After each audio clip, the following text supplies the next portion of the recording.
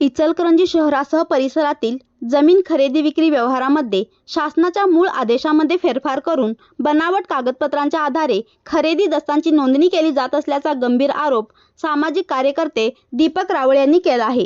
या संपूर्ण प्रकरणाची सखोल चौकशी करून दोषींवर फौजदारी गुन्हे दाखल करावेत अशी मागणी त्यांनी केली आहे।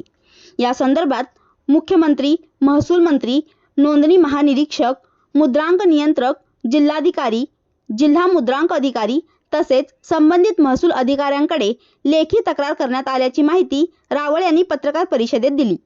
रावळ यांच्या म्हणण्यानुसार गोकुळ चौक परिसरातील एका माजी नगरसेवकाच्या कार्यालयातून हा प्रकार सुरू असल्याचा संशय आहे। शासनाची फसवणूक करून बोगस दस्त तयार करण्यात येत असल्याचा आरोपही त्यांनी केला।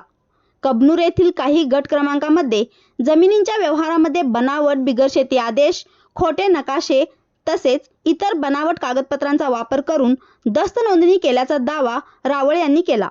शासनाचे मूळ आदेश कलेक्टर, प्रांताधिकारी आणि तहसीलदार यांच्या आदेशांच्या स्वरूपात फेरफार केल्याचा आरोपही त्यांनी केला।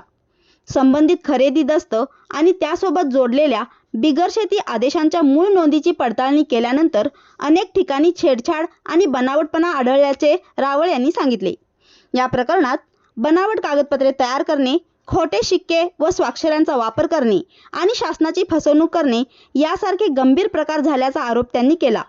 दस्त तयार करणारे, खरेदीदार, विक्रेते, मुद्रांक विक्रेते, टायपिस्ट, साक्षीदार आणि ओळख देणाऱ्या व्यक्तींसह संबंधित सर्वांची चौकशी करून दोषींवर कठोर कारवाई करावी अशी मागणी त्यांनी केली।